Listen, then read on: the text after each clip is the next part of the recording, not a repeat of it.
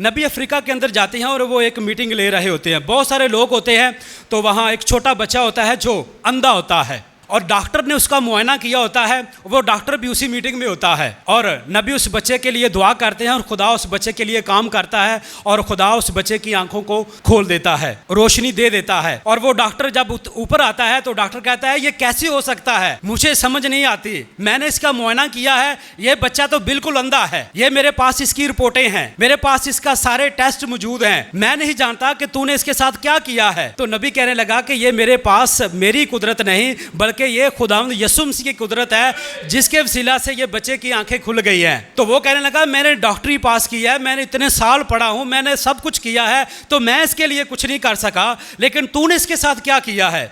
तो नबी फिर उसे रिपीट करते हैं कि मैंने इसके लिए कुछ नहीं किया बल्कि खुदावंद यीशु मसीह ने इसके लिए कुछ किया है। तो वो डॉक्टर कहता है जनाब मुझे ज़रा अपना मैक देंगे। तो भाई इब्राहिम कहते हैं आ जाएं। वो डॉक्टर मैक के ऊपर खड़ा होकर कहता है कि आज के बाद मैं अपनी डॉक्टरी छोड़कर मैं खुदावंद यीशु मसीह के पीछे चलता हूँ।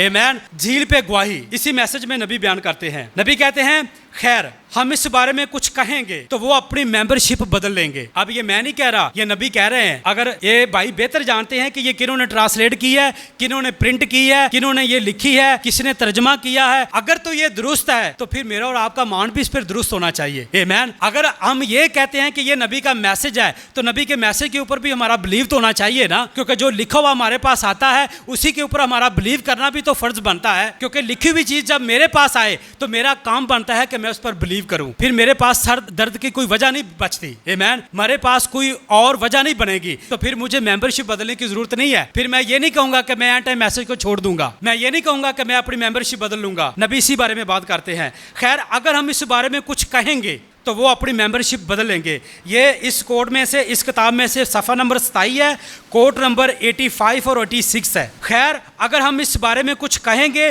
तो वो अपनी मेंबरशिप बदल लेंगे। याद रखें मसीही को आप पालते नहीं हैं, मसीही मजबूत लोग होते हैं, ये खुदा के लोग होते हैं और इससे कोई फर्क नहीं पड़ता कि कोई क्या कहता है। ये खुदा के लिए खड़े होते हैं, आपको इनकी मिन्नतें करने की और इनको मनाने की कोई जरूरत नहीं है क्योंकि ये मसीह में खड़े हैं और उनको जी हजूर कहने की और इनके आगे पीछे घूमने की कोई जरूरत नहीं है। मगर वो लोग गड़बड़ वाले और मखलूत पौधे हैं, वो कभी कुछ काम नहीं करते, वो कभी कुछ पैदा नहीं कर सकते। हम उसके मुसन्निफ की तरफ जाते हैं ताकि हम उससे मदद मांग सकें।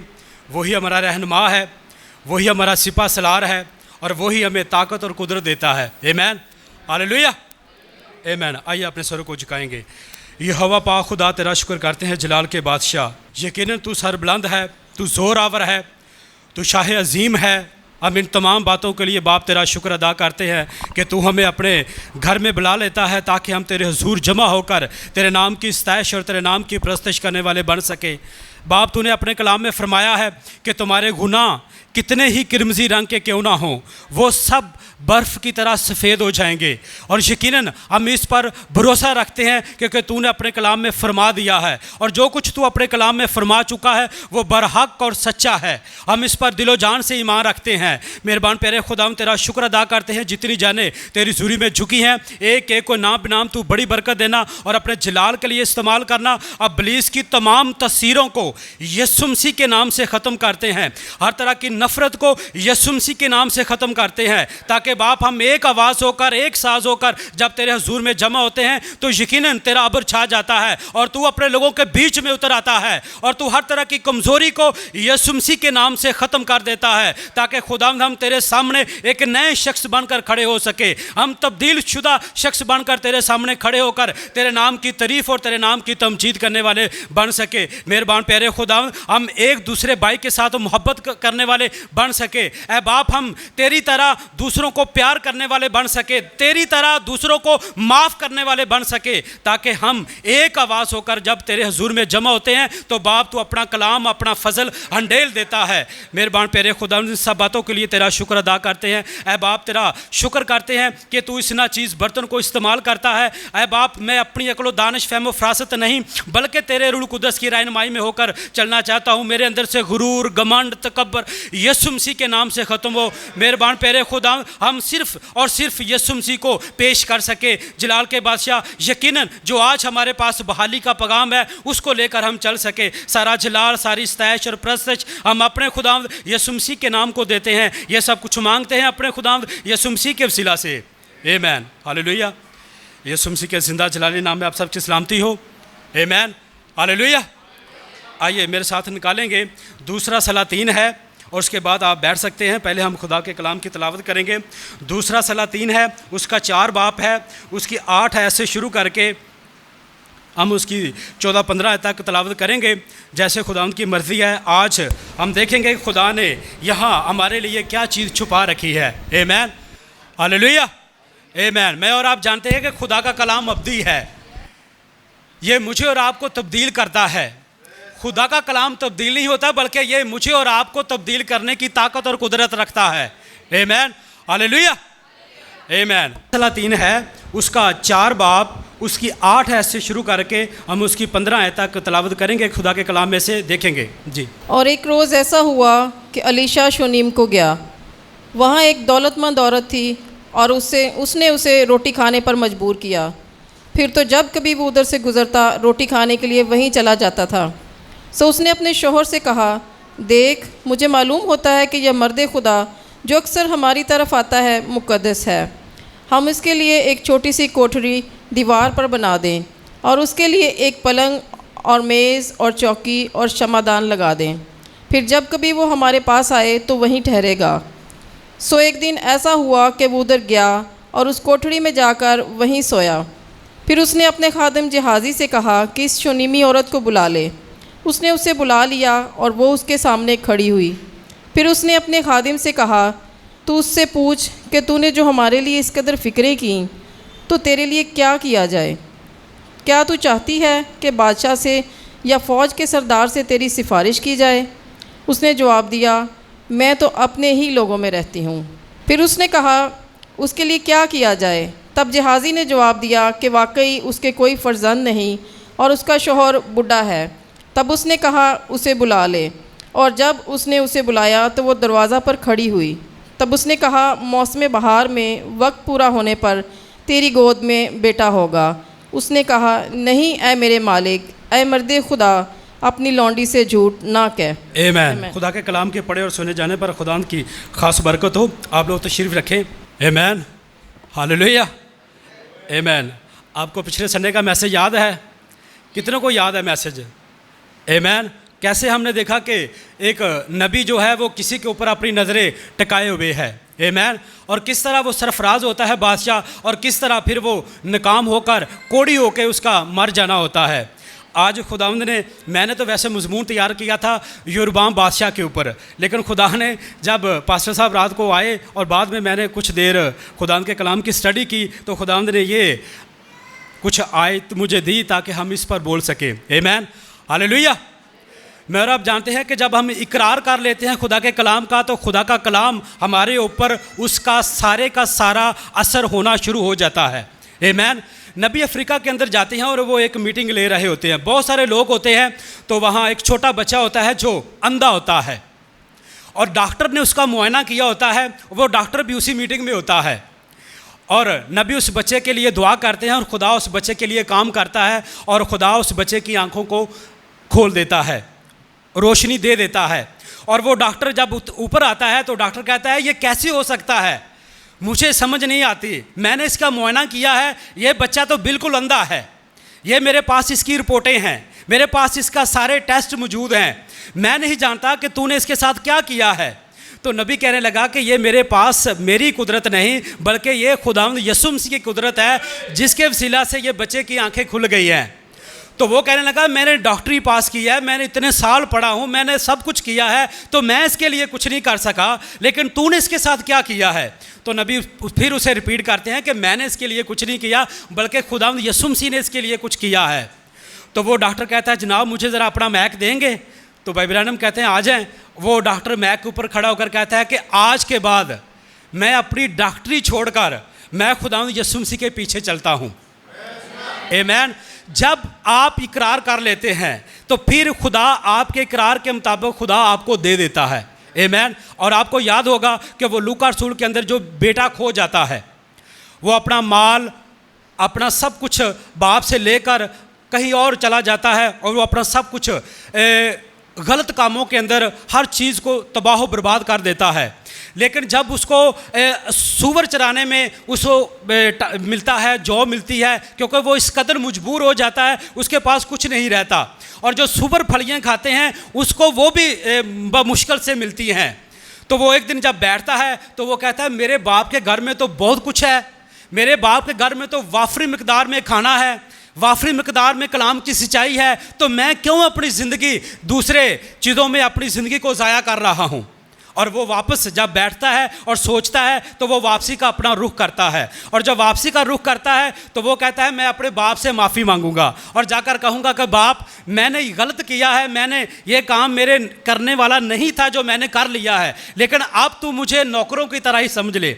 लेकिन जब वो बेटा वापस आता है तो बाप को भी खुशी होती है उतनी ही जितनी बेटे को खुशी होती है, क्योंकि बाप को बेटा मिल जाता है और बेटे को इकरार कर लेता है, उसको एहसास हो जाता है कि मैं इस पॉइंट पर गलत था और अब मैं वापस जब आया हूं तो मुझे ये मुकाम मिल गया है। तो बाप उसके लिए अच्छी ज़ियाफ़त करता है, बाप उसके लिए अच्छा लिबास लेता है, बाप उसके लिए अंगूठी लेता है, बाप उसके लिए एक अच्छा काम करता है ताकि उसका बेटा वापस आ जाता है। और बाप ने एक खूबसूरत लफ्ज़ उसके लिए कहे हैं, वो ये कि अब मेरा बेटा ज़िंदा हो गया है। पहले क्या था? मुर्दा था, क्योंकि पहले ये दुनिया की ऐशो इशरत में था, अब ये कलाम के पास आ गया, इसलिए अब ये ज़िंदा हुआ है। क्यों? क्योंकि जब आप इकरार करते हैं तब आपके ऊपर खुदा का फजल भी होना शुरू हो जाता है और खुदा का कलाम आपके ऊपर लागू हो जाता है ताकि आप खुदा के कलाम को लेकर चल सकें। आमीन, हालेलुया। नबी कहता है जब मैं परिंदों को देखता हूँ तो छोटे छोटे जो परिंदे होते हैं ये भी अपनी माँ का बाप का फ़र्ज़ अदा करते हैं। हम ये तो सोचते हैं कि ये छोटे परिंदे हैं, लेकिन नबी ने कहा ये भी अपनी माँ और बाप का फ़र्ज़ पूरा अदा करते हैं। नबी कहता है जब एक चिड़िया जो है वो अंडों के ऊपर बैठती है तब तक वो बच्चे उस अंडों से निकल नहीं सकते जब तक वो प्रॉपर उसके ऊपर बैठती नहीं है। उसे प्रॉपर अंडों के ऊपर बैठना पड़ता है।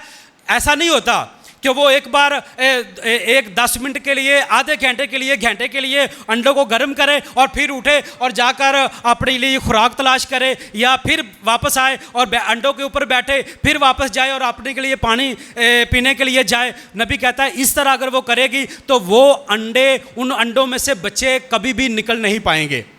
उसे कुर्बानी देनी पड़ती है माँ को उसके लिए मेहनत करनी पड़ती है, प्यास को बर्दाश्त करना पड़ता है, हर चीज़ को करना पड़ता है ताकि वो बच्चे बाहर आ सके। आमीन।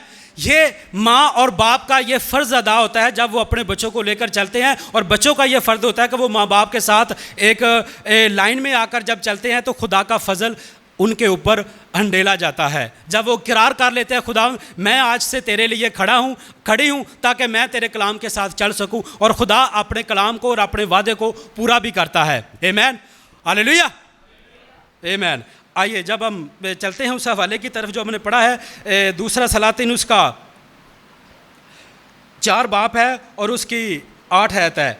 हम यहाँ देखते हैं कि जब अलीशा का आका एलिया आसमान पर उठाया जाता है तो अलीशा जो होता है उसके ऊपर एलिया का डबल मसा आ जाता है। आमीन, हालेलुया, आमीन। आप ज़रा तवज्जो से सुनेंगे ताकि हम इस मज़मून को लेकर चल सके। आमीन। यहाँ एक औरत की स्टोरी है और औरत मीन एक कलीसिया की स्टोरी है। आमीन। तो हम इसी को लेकर चलेंगे ताकि हम देख सकें। तो लीशा का आका या लीशा का जो मालिक है जब वो खुदा उसे ऊपर उठा लेता है तो लीशा के ऊपर उसका डबल मसा आ जाता है, और जब डबल मसा आता है तो लीशा जब वापस आता है तो लीशा एलिया की चादर लेता है, और जब एलिया की चादर लेकर दरिया के ऊपर खड़ा होकर कहता है कि एलिया का खुदा कहाँ है, तो खुदा वही काम जो एलिया के साथ करता था वो लीशा के साथ भी वही काम करता है। आमीन। और फिर जब लीशा आगे चलता है तो वो आकर सबसे पहला काम जो अहम काम करता है वो बंजर ज़मीन को बहाल करता है और ख़राब पानी को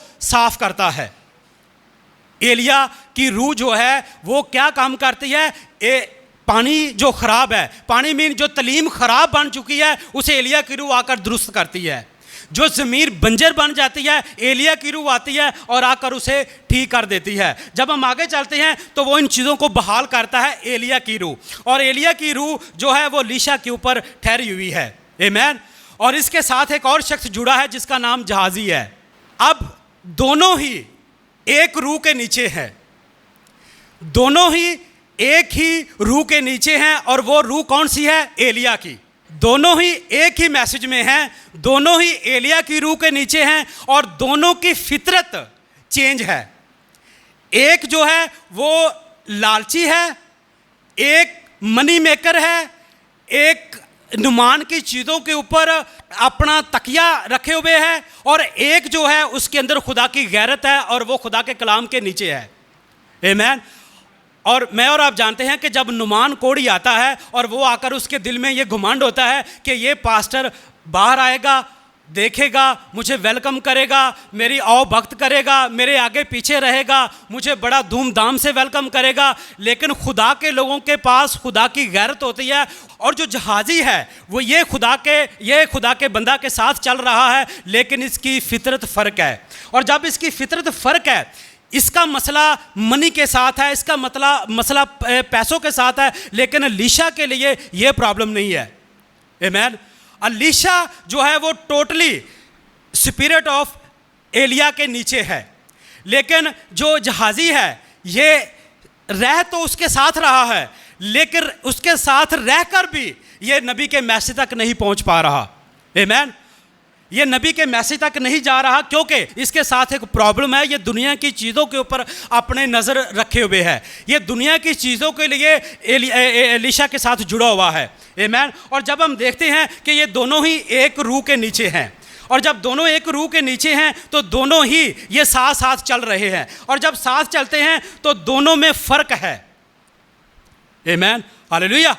और जब दोनों में फ़र्क है तो फ़र्क हम देखेंगे इसमें फ़र्क क्या है, क्योंकि जो जहाजी है ये पैसों के ऊपर, दुनिया की चीज़ों के ऊपर ये कुछ पाना चाहता है, इसके पास ये डिज़ायर है, इसके पास ये ख्वाहिश है कि ये कुछ बन पाए।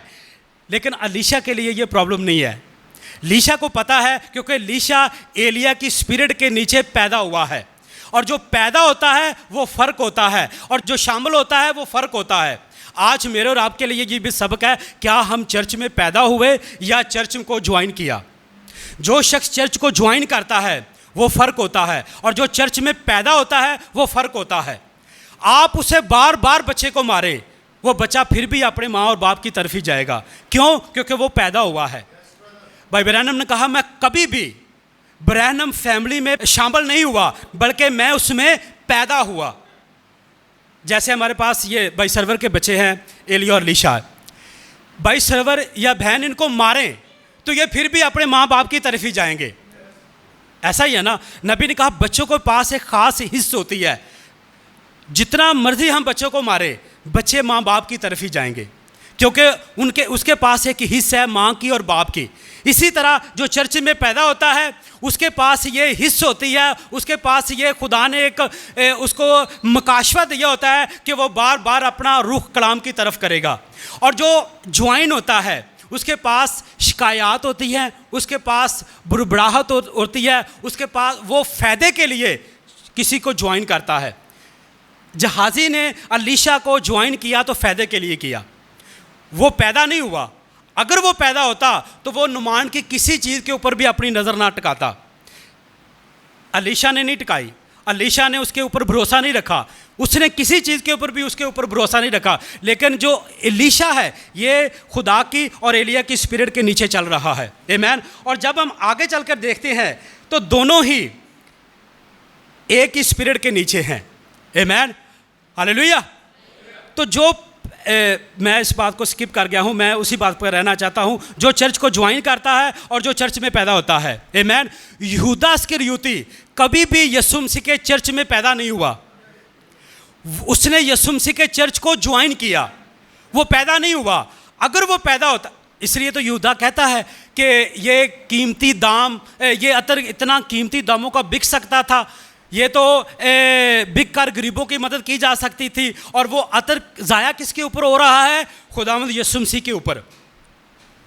वो अतर ज़ाया किसके ऊपर हो रहा है? जो दो जहानों का मालिक है। वो अतर ज़ाया किसके ऊपर यहूदा इस्करियोती की नज़र में हो रहा है? जो मेरा और आपका खुदा है, जो एलोहीम है, जो यहोवा राफा है, जो यहोवा निसी है, उसके ऊपर जो अतर इस्तेमाल हो रहा है, यहूदा उसको कह रहा है कि ये ज़ाया हो रहा है, क्योंकि यहूदा के पास अखलाकियात है। यहूदा लोगों की फ़िक्र में रह रहा है। यहूदा जो है उसे दुनिया की चीज़ों के लिए, दुनिया की चीज़ों की फ़िक्र है, इसलिए उसे वो कहता है ये बिक कर, ये बेच कर, ये तो दूसरों को दिया जा सकता है, दूसरों की हेल्प हो सकती है, दूसरे इससे फ़ायदा उठा सकते हैं, लेकिन वो ज़ाया किसके ऊपर हो रहा है? इस्तेमाल किसके ऊपर हो रहा है? खुदावंद यीशु मसीह के ऊपर। तो यीशु मसीह कहता है ये गरीब गुरबा तो हमेशा तुम्हारे साथ रहेंगे, मैं हमेशा तुम्हारे साथ नहीं रहूँगा। आमीन। और जब जो शख्स, नबी ने कहा कि 20 लाख लोगों ने मूसा को ज्वाइन किया। 2 थे यशवा और कालिब जो वादे की सरजमीन में पहुंचे। आमीन। कुछ लोग भाई ब्रैनम को उन्होंने ज्वाइन किया, कुछ मैनेजर थे जिन्होंने रुपए पैसे के लिए भाई ब्रैनम को छोड़ दिया, कुछ लोगों ने पलूस को ज्वाइन किया और पलूस को छोड़ दिया। और जो खुदा की स्पिरिट में पैदा होते हैं वो छोड़ते नहीं हैं, वो खुदा के कलाम के साथ, नबी के मैसेज के साथ वो चलते रहते हैं, वो छोड़ते नहीं हैं, क्योंकि उनकी फितरत फ़र्क होती है, वो खुदा की और वो खुदा की रूह में पैदा होते हैं। इसी तरह चर्च का मामला है। जब मैं और आप चर्च में पैदा हुए, मैसेज में पैदा हुए, तो जो मैसेज में पैदाशुदा शख्स होता है वो फ़र्क होता है, और जो ज्वाइन होता है वो फ़र्क होता है। आमीन। तो इसी तरह ये जो दोनों शख्स हैं, ये दोनों ही मैसेज में हैं, दोनों ही मैसेज की बुक को रीड करते हैं, दोनों ही द टेप्स को सुनते हैं, दोनों ही द टेबल से मैसेज को उठाते हैं, लेकिन दोनों ही फ़र्क हैं। आमीन। हालेलुया। दोनों ही फ़र्क हैं। आमीन। दोनों ही की नेचर फ़र्क है और दोनों ही साथ साथ चल रहे हैं। नबी ने कहा कि जब कोई शख्स भी जब अपना इकरार या अपना वादा खुदा के साथ कर लेता है तो वो खुदा के लिए होता है, और जो खुदा के साथ अपना दिल से वादा नहीं करता वो खुदा के साथ चलता भी नहीं है। आमीन। क्योंकि वो उसके वादा खुदा के साथ नहीं किया होता। जो खुदा के साथ चलता है वो फ़र्क होता है, और जो दुनियादारी की चीज़ों को लेकर चलता है वो फ़र्क होता है। इसी तरह जैसे दोनों चीज़ों में फ़र्क है, ख्वाहिश में और नीड में ये फ़र्क है, सच में झूठ में फ़र्क है, सुबह में और रात में फ़र्क है, गुनाह में रास्तबाजी में फ़र्क है, क्योंकि ये दोनों चीज़ें आपस में अपोजिट हैं। ये दोनों चीज़ें आपस में अटैच नहीं करेंगी, कभी नहीं करेंगी, क्योंकि इनका रद्दोमल फ़र्क है, इनकी कैटेगरी फ़र्क है, इनका हर चीज़ इनकी फ़र्क है। और जो खुदा के साथ लोग चलते हैं वो फ़र्क है, और जो दुनियादारी को साथ लेकर चलते हैं वो फ़र्क है। जी सिस्टर, ज़रा पहले ऐसे शुरू करें, ज़रा इसके हम यहाँ चलते हैं। 8 है, ऐसे 4 बाप उसकी 8 है। दूसरा सलातीन 4 बाब उसकी 8वीं आयत से। और एक रोज़ ऐसा हुआ कि अलीशा शूनीम को गया, वहाँ एक दौलतमंद औरत थी और उसने उसे रोटी खाने पर मजबूर किया। जी सुनिए, वहाँ एक दौलतमंद औरत थी। मैं और आप जानते हैं कि ये जो शूनीम है ये एक टाउन हो सकता है, ये एक कस्बा हो सकता है, ये एक छोटा गांव हो सकता है, ये एक जगह का नाम है। और अलीशा जो है ये जब खुदा की स्पिरिट लेकर आगे चलता है तो ये, क्योंकि नबी मर्दे खुदा के साथ यही एक मसला होता है, वो एक जगह पर नहीं बैठते, बल्कि खुदा की स्पिरिट उनको एक जगह से दूसरी जगह, दूसरी जगह से तीसरी जगह खुदा की स्पिरिट उनको लेकर जाती है ताकि खुदा का कलाम लोगों तक पहुंच सके। तो नबियों के साथ, खुदा के खादमों के साथ, मर्दे खुदा के साथ यही मसला होता है, और यही मसला भाई ब्रैनम के साथ था। भाई ब्रैनम जब आउटरीच करके आते, मुख्तलिफ मुल्कों से प्रीचिंग करके वापस आते, तो भाई ब्रैनम फैसला करते हैं कि आज के बाद या मैं रुकूंगा, अपने बच्चों के साथ टाइम गुजारूंगा, मैं अब बाहर नहीं जाऊंगा। तो जब किसी की चिट्ठी का जवाब देने के लिए एक लेटर को लेकर लेटर बॉक्स में डालते हैं, तो जहाज़ जब ऊपर से गुजरता है तो फिर नबी की ख्वाहिश जागती है, फिर वो कहता है मैं फिर खुदा का कलाम लेकर किसी और जगह पर जाऊंगा जहाँ से खुदा मुझे जिस तरफ गाइड करे। तो इसी तरह एलिया की रूह अलीशा के ऊपर जब आती है, एलिया को वो लेकर चलती है किसी और जगह पर, इस जगह पर, इस जगह पर, और वो आता है और वो आकर एक शनीम को आता है। और जब शनीम को आता है तो एक यहाँ एक औरत को हम लेते हैं, और औरत जो है वो कलीसिया है। आमीन। और वो कलीसिया जो है वो खादम को खाना खाने पर मजबूर करती है। आमीन। जब आप खुदा के खादम के लिए, खुदा के लिए कुछ करते हैं तो खुदा आपको उसका डबल वापस करता है। खुदा आपने खादम के लिए कुछ किया, खुदा ने आपको खादम के ज़रिए डबल ट्रिपल करके खुदा आपको वापस लुटा देता है। आमीन, हालेलुया।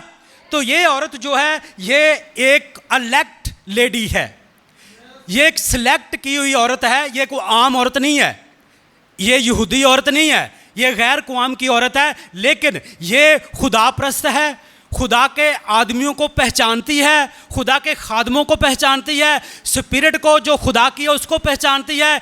अलीशा की रूह को, एलिया की रूह को ये औरत पहचानने वाली है और ये नबी को खाना खाने पर मजबूर करती है। जी अगली आयत क्या कहती है? सो उसने अपने शोहर से कहा, देख मुझे मालूम होता है कि ये मर्द खुदा जो अक्सर हमारी तरफ आता है मुक़द्दस है, हम उसके लिए एक छोटी सी कोठरी दीवार पर बना दें। जी सुनिए, जब इस औरत ने उसको अपने घर में उतार लिया और जब घर में आ जाता है और फिर ये अगला काम अपने शोहर को बताती है। इसके शोहर का नाम ऐड नहीं है, लेकिन मैं और आप जानते हैं कि कोई भी जो औरत है उसका शोहर ज़रूर होता है। आमीन। तो ये जो कलीसिया है इसका भी एक शोहर है, हालेलुया, और ये शोहर खुदा यीशु मसीह है। आमीन। और ये औरत मर्द खुदा के लिए कुछ करना चाहती है, और जब ये कुछ करना चाहती है तो इसके दिल में एक बात है ताकि ये अपने शोहर के आगे रख सके। कहती है कि हम इसके लिए कुछ बनाएं, हम इसके लिए कुछ चीज़ को बनाते हैं ताकि ये आराम कर सके। आमीन। और जब ये औरत के दिल में है तो ये औरत कर गुजरती है, ये खाली प्लान नहीं बनाती। ये कलीसिया जिसके पास कुछ करने की कुव्वत है और वो कर जाती है, क्योंकि वो पहचानती है खादम को, वो पहचानती है खादम की खिदमत को, वो पहचानती है कि मुझे लगता है कि ये मर्द खुदा है। ये उसके पास रेवलेशन कहाँ से आया? मैं और आप जानते हैं ये रेवलेशन जो है ये इस औरत के पास है, लेकिन एक शख्स है जिसके पास रेवलेशन नहीं है, वो भी यीशु मसीह को अपने घर में दावत बुलाता है। जी जरा निकालिए मेरे साथ, तो लूका रसूल की इंजील है उसका 7 बाब है। उसको ये रेवलेशन नहीं मिल रहा, उसको ये मुकाशफा नहीं मिल रहा, लेकिन इस औरत को मिल रहा है। ये कहती है कि ये जो मेरे पास आया है, जिसके लिए मैं खाना तैयार कर रही हूँ और मैं मजबूर भी इसको कर रही हूँ ताकि ये खाना मेरे घर में खाए, मेरे घर में आकर आराम करे, मेरे घर में आकर मैसेज तैयार कर सके, मेरे घर में आकर आराम कर सके। ये औरत जानती है, लेकिन ये शख्स जो है आलिम है, फरीसी है, ये नहीं जानता। ये मालिक को तो अपने घर बुला लेता है, ये यीशु मसीह को तो अपने घर में बुला लेता है, लेकिन ये उस तक पहुँच नहीं पाता। आमीन। जैसे जहाज़ी जो है वो एलिया की स्पिरिट तक पहुंच नहीं पाया, ये भी खुदावंद यीशु मसीह तक पहुंच नहीं पाया। लूका रसूल की इंजील उसका 7 बाब है और उसकी 36 आयत। लूका 7 बाब उसकी 36 आयत। फिर किसी फरीसी ने उससे दरख्वास्त की कि मेरे साथ खाना खा। जी सुनिए, फिर किसी फरीसी ने ये यीशु मसीह से रिक्वेस्ट की कि आ और मेरे घर में आकर खाना खा। आमीन। दूसरी तरफ हम देखते हैं सलातीन के अंदर ये औरत नबी को मजबूर करती है कि मेरे घर में आकर खाना खा। आमीन। जी अगली आयत क्या कहती है? वो उस फरीसी के घर जाकर खाना खाने बैठा। जब यीशु मसीह उस फरीसी के घर में जाकर बैठ जाता है, ताकि उस फरीसी ने इनवाइट किया, यीशु मसीह उसके घर में गया। यीशु मसीह जानता था, यीशु मसीह सब कुछ जानता था, लेकिन फिर भी वो फरीसी के घर में जाता है ताकि फरीसी के साथ बैठकर खाना खा सके। जी तो देखो एक बदचलन औरत जो उस शहर की थी, ये जानकर के वो उस फरीसी के घर में खाना खाने बैठा है, संगे मरमर के इत्रदान में इत्र लाई। यहाँ हम देखते हैं कि एक बदचलन औरत है जो जिसका करैक्टर अच्छा नहीं है, लेकिन उसके अंदर खुदा की गैरत है। वो बनाए आलम से पेशतर चुनी हुई है। हमारी पैदाइश किसी तरह भी हो सकती है, हम अपनी ज़िंदगी में कोई भी काम कर सकते हैं, लेकिन जब खुदा की आवाज़ हमें मिल जाती है तो फिर हम उससे वापस आ जाते हैं जहाँ से हम गिरे हैं। आमीन। ये औरत और वो औरत दोनों ही औरतें हैं और दोनों ही खुदा के कलाम के लिए, खुदा के लिए कुछ करना चाहती हैं। आमीन। यानी कि औरत मीन कलीसिया, ये कलीसिया खुदा के लिए कुछ करना चाहती हैं। फरीसी जिसने इनवाइट किया, फरीसी जिसने यीशु मसीह को घर में बुलाया, वो आलिम है, वो पढ़ा लिखा है, लेकिन उसका वो उस पैगाम तक, उस मैसेज तक पहुंच नहीं पाता। जी सिस्टर आगे पढ़िए। और उसके पाँव के पास रोती हुई पीछे खड़ी होकर उसके पाँव आंसुओं से भिगोने लगी जी और उसके सर के बालों से उनको पोंछा जी और उसके पाँव बहुत चूमे और उन पर इत्र डाला। जी उसकी दावत करने वाला फरीसी ये देखकर अपने जी में कहने लगा कि अगर ये शख्स नबी होता तो जानता कि जो उसे छूती है वो कौन और कैसी औरत है। जी सुनिए, ये फरीसी बल्कि उल्टा ये अपने दिल में गुमान करता है, ये दिल में सोचता है, लेकिन वो ये नहीं जान रहा कि जिस शख्स को मैंने बुलाया है ये तो मालिक है ज़िंदगी का, ये तो मेरा हाल तक बता देगा जो मैं सोच रहा हूँ। फरीसी इस बात को नहीं जान रहा, लेकिन फरीसी यीशु मसीह के बारे में कहता है अगर ये नबी होता। आमीन। जब यीशु मसीह मसलूब होने को करीब थे और उन्होंने उसे पकड़ लिया यीशु मसीह को, और यीशु मसीह के ऊपर उन्होंने जब उन्होंने उसकी आंखें बांधी और आंखें बांध कर कहने लगे, उसको छड़ी से मारा और कहने लगे बता नबूवत कर तुझे किसने मारा। अब एक शख्स है जिसका पॉइंट गलत है, वो उस तक पहुंच नहीं पा रहा।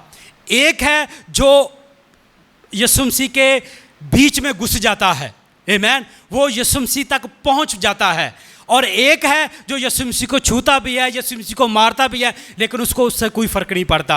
ये औरत जब आई तो इसने कोई सवाल नहीं पूछा, इसने कुछ नहीं किया, इसने फरीसी की तरह कोई काम नहीं किया। ये जब ये घर में आई तो आने के बाद इसने सबसे पहले यीशु मसीह के आगे रोना और अपनी गलतियों का इकरार करना शुरू कर दिया। और जब इकरार करना शुरू कर दिया तो यीशु मसीह भी इससे कुछ देगा, क्योंकि जब आप खुदा के लिए कुछ करते हैं तो खुदा आपको डबल वापस करता है। आमीन। तो फिर जब ये खुदा के लिए कुछ कर रही है तो खुदा भी इसे डबल करके वापस देगा, और सबसे बड़ा काम इस औरत के लिए खुदा करेगा। जी यीशु ने जवाब में उससे कहा, ए शमौन मुझे तुझसे कुछ कहना है। जी उसने कहा, ए उस्ताद कह। जी किसी साहूकार के 2 कर्जदार थे, हाँ जी, एक 500 दिनार का, दूसरा 50 का। हाँ जी, जब उनके पास अदा करने को कुछ ना रहा तो उसने दोनों को बख्श दिया। हाँ जी, पर उनमें से कौन उससे ज़्यादा मोहब्बत रखेगा? जी शमौन ने जवाब में कहा, मेरी दानिश में वो जिसे उसने ज़्यादा बख्शा। हाँ जी, उसने उससे कहा, तूने ठीक फैसला किया। और उस औरत की तरफ फिर कर उसने शमौन से कहा, क्या तू इस औरत को देखता है? मैं तेरे घर में आया, तूने मेरे पाँव धोने को पानी ना दिया, मगर इसने मेरे पाँव आंसुओं से भिगो दिए और अपने बालों से पोंछे। तूने मुझको बोसा ना दिया, मगर इसने जब से मैं आया हूँ मेरे पाँव चूमना ना छोड़ा। जी तूने मेरे सर में तेल ना डाला, मगर इसने मेरे पाँव पर इत्र डाला। इसीलिए मैं तुझसे कहता हूँ कि उसके गुनाह जो बहुत थे मुआफ़ हुए। उसके गुनाह जो बहुत थे वो सारे माफ़ हुए। फरीसी तेरे जो 5 थे, जो तेरे 50 दिनार थे, तेरे अब भी ऊपर तेरे ऐसे ही हैं, लेकिन जिसके ज़्यादा थे वो ज़्यादा मोहब्बत करता है और उसके ज़्यादा गुनाह थे वो माफ़ हुए। फरीसी को यीशु मसीह कहता है तेरे जितने थे उतने ही ठहरे रहे हैं, क्योंकि तूने उतनी ही मोहब्बत दिखाई। तूने मेरे पाँव धोने के लिए पानी ना दिया, मेरे सर के लिए तेल ना दिया। मैं तेरे घर आया, तूने तवज्जो ही नहीं की मुझ पर, तूने मुझे हर बार इग्नोर किया। लेकिन ये औरत जब से आई है, ये औरत जानती है कि मैं कौन हूँ। इस औरत के पास ये रेवलेशन है, इस औरत के पास ये मुकाशवा है, ये जानती है कि मैं कौन हूँ। इसलिए जब से ये आई है इसने मेरे पाँव पकड़े हुए हैं और धो रही है। और फरीसी के जो गुनाह थे वो बंधे ही रहे, लेकिन जो औरत के थे वो माफ़ हो गए, क्योंकि औरत के पास ये मुकाशवा था। वो जानती थी कि ज़िंदगी का मालिक यहाँ मौजूद है, मैं जब आई हूँ तो मैं जानती हूँ कि यह मुझे माफ़ कर सकता है। आमीन। इसी तरह जब सलातीन की किताब में हम पढ़ते हैं तो वहाँ जो औरत है वो नबी को मजबूर करती है कि मेरे घर में खाना खा। और जब उसके घर में वो खाना खाने बैठता है जी, तो वो अपने शोर से कहती है कि हम इसके लिए कुछ बनाएं, let us make little chamber, और हम इसके लिए कोठरी को बनाते हैं। जी, कोठरी इसके लिए बनाए नबी के लिए, जब नबी यहाँ से गुजरे, जब कभी नबी यहाँ से आए तो ये आकर यहाँ आराम करे। तो उसके लिए क्या बनाएं? Let us set for him their bed, इसके लिए एक बेड बनाते हैं, एंड टेबल, इसके लिए एक मेज़ लगाते हैं, एंड स्टूल, इसके लिए एक स्टूल को बनाते हैं, एंड कैंडल स्टिक, हम इसके लिए एक क्षमादान बनाते हैं। अब ये औरत की ख्वाहिश है, वो अपने शोर से कहती है कि ये चीज़ें जो हैं ये हम इसके लिए बनाएं। आमेन। मैं और आप जानते हैं कि क्षमादान किसको पेश करता है? क्षमादान के अंदर रोशनी चलती है, क्षमादान के अंदर यीशु मसीह घूमता है और इसी क्षमादान के अंदर यीशु मसीह चलता है। और ये औरत अपने घर के अंदर एक चर्च का नमूना रखना चाहती है। वो ये नहीं जानती कि जिस कमरे को मैं इस नबी के लिए बना रही हूँ यही एक दिन मेरे बेटे के जी उठने का सबब बनेगा। वो औरत नहीं जानती, लेकिन वो औरत नबी के लिए कुछ करना चाह रही है। वो जानती है कि मैं इस नबी के लिए कुछ करूँगी तो ये इसके इवज़ मुझे कुछ मिलेगा। उसके दिल में ये बात है और वो अपने घर के अंदर एक चैम्बर बनाती है, एक चर्च का माहौल। नबी ने कहा ये जो पुलपट है ये टेबल है, यहाँ से हम खाते हैं। आमेन। तो वो अपने घर के अंदर एक चर्च का माहौल बना रही है। आमेन। ताकि कैंडल स्टिक को लगा सके, क्षमादान को लगा सके, और जब क्षमादान लगेगा तो जो क्षमादान में फिरता है वो उस कमरे में भी आएगा। आमेन। क्योंकि जब वो तैयारी कर रही है तो वो उसके लिए कुछ होगा भी, और उसके लिए जब उसने तैयारी की तो वो उसने उस काम को कर दिया। और जब उसने बना दिया, जिस आगे पढ़िए ज़रा। हम उसके लिए एक छोटी सी कोठरी दीवार पर बना दें जी। और उसके लिए एक पलंग और मेज़ और चौकी और क्षमादान लगा दें जी। फिर जब कभी वो हमारे पास आए तो वहीं ठहरेगा। जी। सो एक दिन ऐसा हुआ कि वो उधर गया और उस कोठरी में जाकर वहीं सोया। जी। फिर उसने अपने खादिम जहाज़ी से कहा कि इस शोनीमी औरत को बुला ले। उसने उसे बुला लिया और वो उसके सामने खड़ी हुई। फिर उसने अपने खादिम से कहा तू उससे पूछ कि तूने जो हमारे लिए इस कदर फ़िक्रें की तो तेरे लिए क्या किया जाए? क्या तू चाहती है कि बादशाह से या फ़ौज के सरदार से तेरी सिफारिश की जाए? हाँ जी। उसने जवाब दिया मैं तो अपने ही लोगों में रहती हूँ। फिर उसने कहा उसके लिए क्या किया जाए? तब जहाज़ी ने जवाब दिया कि वाकई उसके कोई फर्जंद नहीं। जी सुनिए, अब जब उसने सब कुछ कर लिया, नबी के लिए ये काम कर रही है, ये जानती है कि जब मैं नबी के लिए, जब मैं खुदा के खादम के लिए कुछ कर रही हूँ तो ये मेरे लिए भी कुछ खुदा करेगा। आमेन। वो नहीं जानती थी, रिबेका बिल्कुल नहीं जानती थी कि जिन ऊँटों को वो पानी पिला रही है वही ऊँट उसे उठाएंगे और एक दिन इज़ाक के पास लेकर जाएंगे। आमेन। जी ज़रा निकालिए, ज़रा इसको देख लें ज़रा, पैदाइश की किताब। ये औरत नहीं जानती कि मैं जिस नबी के लिए कुछ काम कर रही हूँ वो नबी मेरे लिए क्या करेगा। रिबेका नहीं जानती कि जो वो जिस ऊँटों को पानी पिला रही है ऊँट उसके लिए क्या करेंगे। पैदाइश 24 बाब जी, उसकी 15 से शुरू करें ज़रा। वो ये कह ही रहा था कि रिबका जो अब्राहम के भाई नहूर की बीवी मिल्का के बेतुएल से पैदा हुई थी, अपना घड़ा कंधे पर लिए हुए निकली। वो लड़की नहायत खूबसूरत और कंवारी और मर्द से नावाकिफ़ थी। वो नीचे पानी के चश्मा के पास गई और अपना घड़ा भरकर ऊपर आई। तब वह नौकर उससे मिलने को दौड़ा और कहा कि ज़रा अपने घड़े से थोड़ा सा पानी मुझे पिला दे। हाँ जी। उसने कहा पीजिए साहिब, और फ़ौरन घड़े को हाथ पर उतार उसे पानी पिलाया। जब उसे पिला चुकी तो कहने लगी कि मैं तेरे ऊँटों के लिए भी पानी भर भर कर लाऊंगी जब तक वो पी ना चुके। और फ़ौरन अपने घड़े को हौज़ में खाली करके फिर बाउली की तरफ पानी भरने दौड़ी गई और उसके सब ऊँटों के लिए भरा। वो आदमी चुपचाप उसे गौर से देखता रहा। वो आदमी, क्योंकि उस आदमी की तो दुआ थी कि जब मैं जाऊंगा तो जो औरत मुझे पानी पिलाएगी, मेरे ऊँटों को पानी पिलाएगी, वही इज़ाक की बीवी होगी।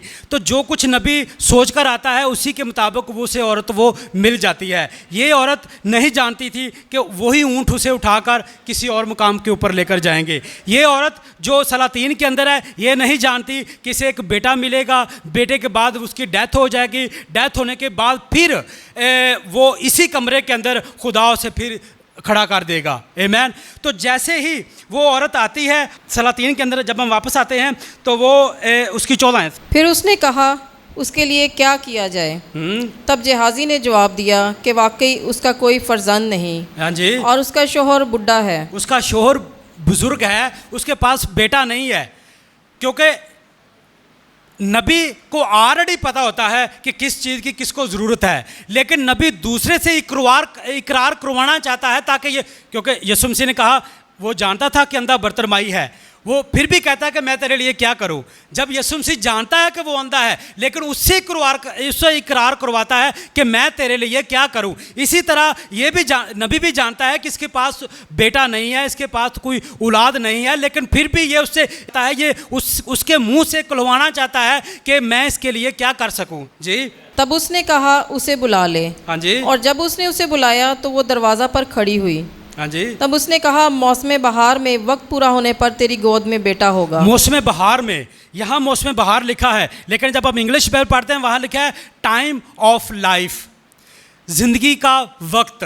तो नबी ने कहा ज़िंदगी का वक्त क्या है? क्या मौसम बहार है? नहीं, ज़िंदगी का वक्त जो है, नबी ने कहा जो औरत के 28 दिन का जो सर्कल होता है, जब उनके बीच में जब ये होता है तो खुदा उसमें ये काम करता है। आमीन। तो 28 का जो सर्कल होता है ये उसमें काम होता है, ये टाइम ऑफ लाइफ है, ये है मौसम बहार। ये मौसम बहार मौसम ये अप्रैल मई जून जुलाई नहीं है, बल्कि ये टाइम ऑफ लाइफ है।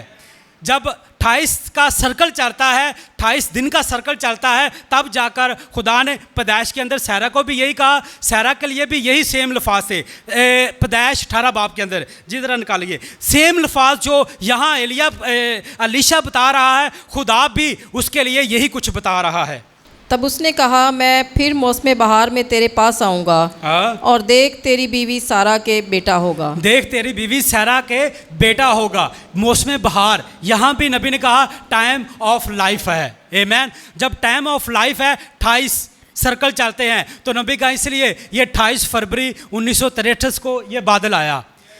ये चीज़ें कैसे आपस में जुड़ रही हैं? ये इसीलिए जुड़ रही है क्योंकि बाइबल की हर आयत दूसरी आयत के साथ उसको इग्नोर नहीं करती, बल्कि दूसरी आयत का जवाब तीसरी आयत के अंदर है, तीसरी आयत का जवाब चौथी आयत के अंदर मौजूद होता है। ये आयत पे आयत एक दूसरे के साथ जुड़ती जाती है। तो ये औरत नबी के लिए जब कुछ करती है, जी सलातीन, जब ये नबी के लिए कुछ करती है तो नबी भी इसके लिए कुछ करता है। 17 आयत। सो वो औरत हामला हुई, और जैसा अलीशा ने उससे कहा था, मौसम बहार में वक्त पूरा होने पर उसके बेटा हुआ। हाँ जी। और जब वो लड़का बढ़ा तो एक दिन ऐसा हुआ कि वो अपने बाप के पास खेत काटने वालों में चला गया जी। और उसने अपने बाप से कहा, हाय मेरा सर, हाय मेरा सर। उसने अपने खादिम से कहा, उसे उसकी माँ के पास ले जाओ। जी। जब उसने उसे लेकर उसकी माँ के पास पहुँचा दिया तो वो उसके घुटनों पर दोपहर तक बैठा रहा। जी। उसके बाद मर गया। जी सुनिए, ये बेटा जब पैदा हो जाता है तो नबी ने कहा उस कलीसिया के अंदर एक बेदारी आ जाती है। बेटा बेदारी है, एक बहाली है।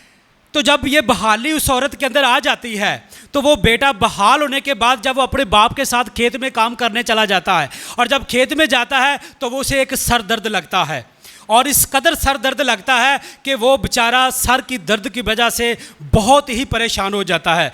आज भी मैसेज में यही हाल है, चर्चेस के अंदर यही हाल है। बेदारी आती है, बेटा पैदा होता है, सब कुछ होता है, लेकिन फिर भी सर दर्द होती है। एक पॉइंट के ऊपर कोई भी खड़ा नहीं हो रहा। मैसेज एक ही है, नबी एक ही है, लेकिन एक ही बात के जब बहुत से मुख्तलिफ तर्जमे आ जाएं तो नबी कहता है कि ईमान किस जगह के ऊपर टिकाएं। वो कौन सी जगह है जिसके ऊपर अपना ईमान को हम रख सके। एक कहता है मैं दुरुस्त हूँ, दूसरा भाई कहता है मैं दुरुस्त हूँ, तीसरा भाई एक कोट मेरे लिए तो वो फ़ायदेमंद है, तो मैं कहता हूँ ये नबी ने ठीक कहा है। तो जो कोट मेरे ख़िलाफ़ है, मैं कहता हूँ ये कोट नबी ने ठीक नहीं कहा, ये कोट तो फ़लाँ वक्त की बात है। तो नबी कहता है जब लिखा हुआ कोट आप भाइयों के पास लेकर जाएं तो भाई कहते हैं ये तो हिस्ट्री की बात है, ये तो इस वक्त की बात नहीं है, ये तो किसी और वक्त की बात है। तो मैं एक कोड में लूँगा नबी का, ये है the spoken word is the original seed. यहाँ नबी बयान कर रहे हैं कि जब आप लिखी हुई चीज़, जो कोड लिखा हुआ है, क्योंकि आज सरदर्द इस कदर लगी हुई है, बेदारी आती है, लोग मैसेज में आते हैं, लोग चर्च में आते हैं, लेकिन फिर भी वो आपस में एक नहीं हो पाते। क्यों? क्योंकि उनके पास वो रेवलेशन नहीं मिल रहा, वो नबी के मुकाशफा तक, नबी के मैसेज तक पहुंच नहीं पाते। यही मामला है। औरत को बेदारी तो मिल गई, बच्चा तो नबी ने उसे लेकर खुदा से दे दिया, अब वो बच्चा सर दर्द में पकड़ा हुआ है। अब वो ये फैसला नहीं कर रहा कि मैं कहाँ जाऊँ, कौन सी कलीसिया दुरुस्त है, कौन सा पॉइंट दुरुस्त है, कौन सी जगह दुरुस्त है, मैं अपना ईमान किस जगह के ऊपर रख सकूँ। तो नबी इसी बात को लेकर आगे चलते हैं। अगर आप इसे इंग्लिश में पढ़ेंगे द टेबल में, तो ये कोट आएगा 39, 38, 40, 41। तो मैं इस किताब से पढ़ रहा हूँ जो हमारे पास उर्दू में रिटन है। ये किताब का नाम है कलाम फरमूदा असल बीच है, the spoken word is the original seed. यहाँ नबी कहते हैं अब हम जानते हैं कि हम एक दालत से दो चार होने वाले हैं। नबी कहता है हम जानते हैं कि हम एक दालत से दो चार होने वाले हैं, हमारा सामना दालत से होने वाला है और खुदा की आवाज़ किसी न किसी मुकाम पर हमारे साथ मिलेगी। ये खुदा की आवाज़ आज अगर हम नहीं सुन रहे तो फिर नबी कहता है ये हमें एक जगह पर ज़रूर मिलेगी, या तो हमें इसका फ़ैसला एक कटहरे में खड़ा होना पड़ेगा या हमें ये आवाज़ हमें आज़ाद करवाएगी। बस अगर खुदा की आवाज़ कलीसिया के पास है तो फिर हमें कलीसिया की आवाज़ सुननी चाहिए। अगर ये कलीसिया के पास है, खुदा का कलाम, खुदा का मैसेज अगर कलीसिया के पास है तो फिर हमें कलीसिया की बात को सुनना चाहिए। जैसे कि हमारे रोमन कैथोलिक लोग हमें बताते हैं, और जब उनके रोमी, यूनानी और दीगर ग्रोह आपस में ही तलीमी इख्तलाफात के बहस उलझे हुए हैं, वो भी सर दर्द उन्होंने पकड़ा हुआ है, तो फिर ईमान रखने के लिए कोई मकाम नहीं हो सकता। फिर हम अपना ईमान किस पॉइंट के ऊपर रखें? क्या रोमन कलीसिया दुरुस्त है? क्या यूनानी कलीसिया दुरुस्त है? या कोई और कलीसिया दुरुस्त है? क्या लूथरन दुरुस्त है? क्या बैप्टिस्ट दुरुस्त हैं? क्या मेथोडिस्ट दुरुस्त हैं? क्या प्रेस्बिटेरियन दुरुस्त हैं? क्या कौन दुरुस्त है जिनके माबैन इस कदर इख्तलाफात हैं? नबी कहता है, कोई ग्रोह कहता है मैं दुरुस्त हूँ, कोई कहता है मैं दुरुस्त हूँ, तो दुरुस्त कौन है? किसके ऊपर हम अपने ईमान की बुनियाद रख सकें? एक दूसरे से इतने ही दूर हैं जितना मशरक से मगरब।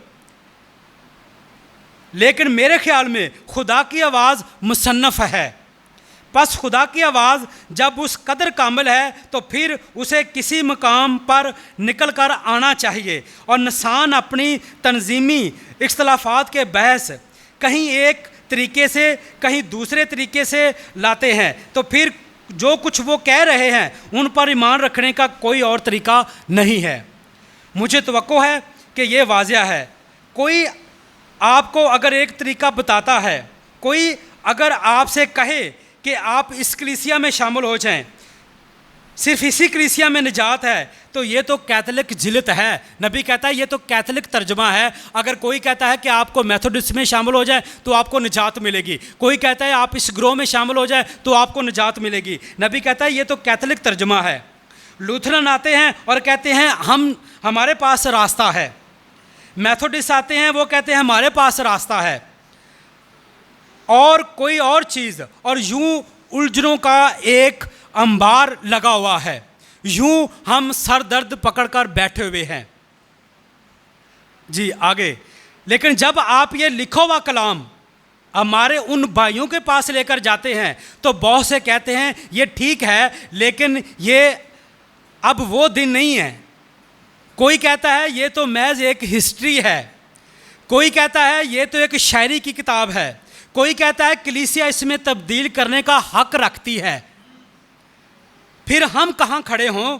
ईमान रखने के लिए कौन सा पॉइंट है जिसके ऊपर हम अपना ईमान रख सके?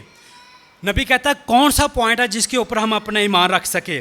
खुदा अब्दी है, मेरा ईमान है। अगर कभी हमारी दालत होगी तो ये लाजमी होगी, और अगर किसी चीज़ से कभी हमारी दालत होगी तो ये खुदा के कलाम से होगी जैसे इख्तियार दिया गया है। और अगर हमारी दालत इसी तरीके से कलाम से हो तो फिर खुदा ज़मीर पर ऐसी उलझन पैदा करने के सबब से नाइंसाफ़ी करेगा।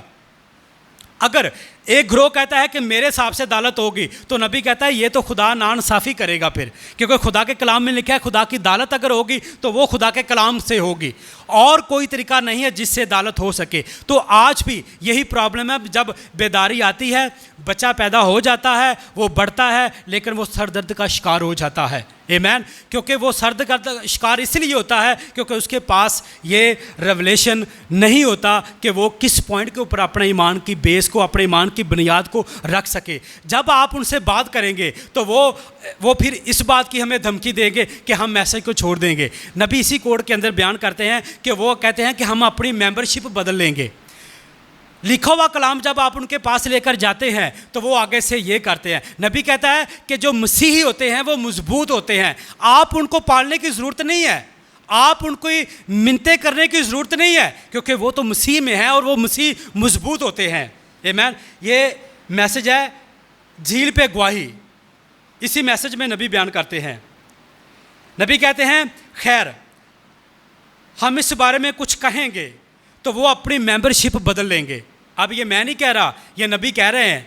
अगर ये भाई बेहतर जानते हैं कि ये किन्होंने ट्रांसलेट की है, किन्होंने प्रिंट की है, किन्होंने ये लिखी है, किसने तर्जमा किया है।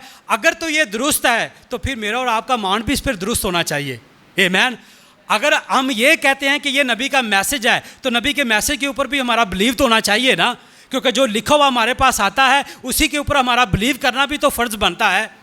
आमीन। क्योंकि लिखी हुई चीज़ जब मेरे पास आए तो मेरा काम बनता है कि मैं उस पर बिलीव करूं। आमीन। तो जब फिर मेरे पास सर दर्द की कोई वजह नहीं बचती। आमीन। मेरे पास कोई और वजह नहीं बनेगी, क्योंकि जब मैं इस लिखे हुए कलाम के ऊपर बिलीव करूंगा तो फिर मुझे मेंबरशिप बदलने की ज़रूरत नहीं है। फिर मैं ये नहीं कहूँगा कि मैं एंड टाइम मैसेज को छोड़ दूंगा। आमीन। मैं ये नहीं कहूँगा कि मैं अपनी मेंबरशिप बदल लूँगा। नबी इसी बारे में बात करते हैं। खैर अगर हम इस बारे में कुछ कहेंगे तो वो अपनी मेंबरशिप बदल लेंगे। ये इस कोड में से, इस किताब में से सफ़ा नंबर 27 है, कोड नंबर 85 और 86 है। खैर अगर हम इस बारे में कुछ कहेंगे तो वो अपनी मेंबरशिप बदल लेंगे। याद रखें, मसीही को आप पालते नहीं हैं।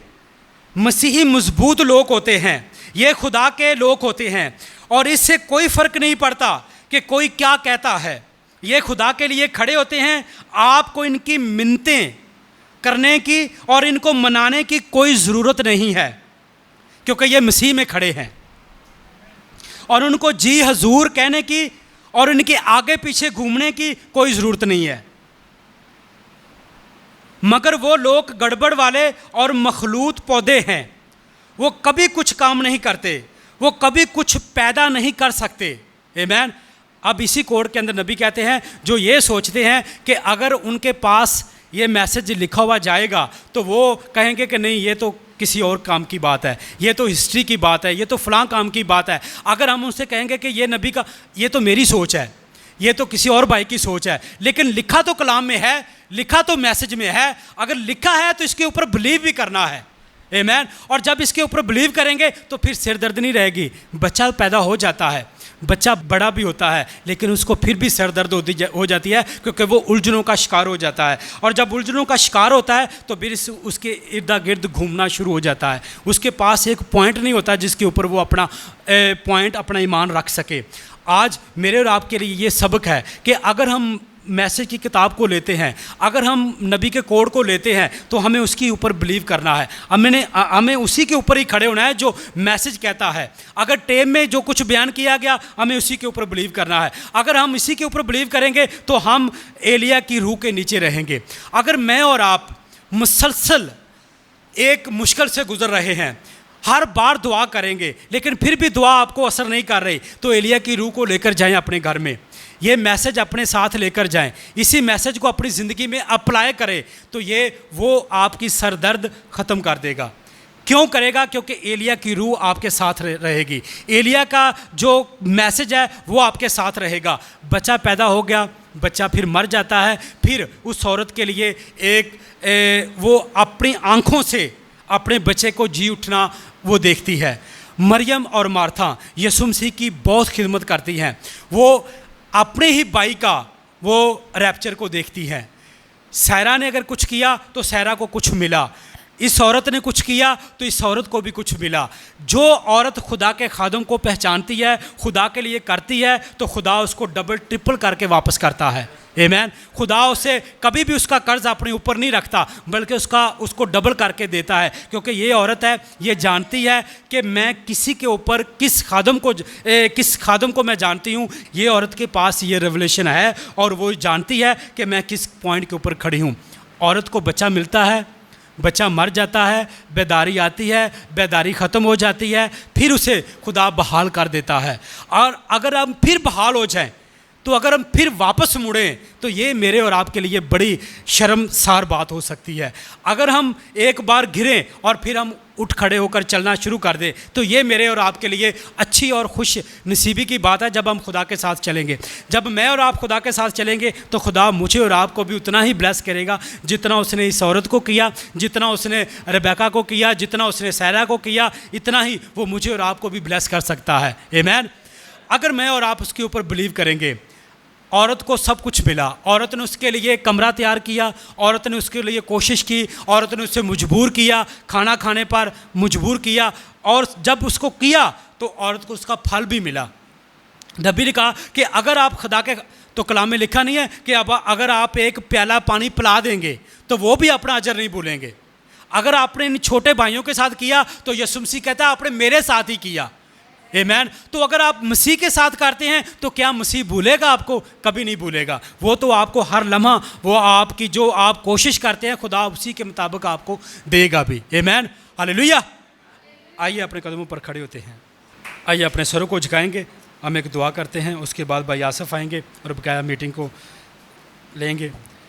यहोवा पाक खुदा तेरा शुक्र करते हैं जलाल के बादशाह, यकीनन तू सरबुलंद है और यकीनन हम जानते हैं कि जो कुछ हम खुदा के लिए करते हैं खुदा उसके इव्ज़ हमें डबल ट्रिपल हमें फल उसका दे देता है, क्योंकि जो कुछ हम खुदा के लिए करते हैं खुदा उसका इनाम हमें लुटा देता है, खुदा उसका फल हमें लुटा देता है, खुदा हमें उसके लिए बहाल कर देता है। खुदा जितनों ने तेरे कलाम को सुना है उन पर तेरी बरकत को, तेरी ब्लेसिंग को मांग लेता हूँ। जब हम सफ़र के दौरान निकलें तो वहाँ भी खुदा तेरे हाथ को मांग लेते हैं। सफ़र के दौरान गाड़ी के ऊपर गाड़ी को खुदा तेरे लहू में छुपाते हैं। हम जहाँ से जा रहे हैं वहाँ तेरे हाथ के नीचे उन सब जानों को देते हैं और खुदा तो हमें सलामती से लेकर जाना, और सलामती से जब हम वापस आकर खुदा तेरे नाम की शुक्रगुजारी और तेरे नाम की हमदोसना और तेरे नाम की सताइश और प्रस्तश करने वाले बन सके। यहोवा पाक खुदा तेरा शुक्र करते हैं, तेरा सारे कलाम के लिए, तेरे सारे फजल के लिए बाप तेरे शुक्रगुजार हैं। सारा इज़्ज़त जलाल हम अपने खुदावंद यीशु मसीह के नाम को देते हैं।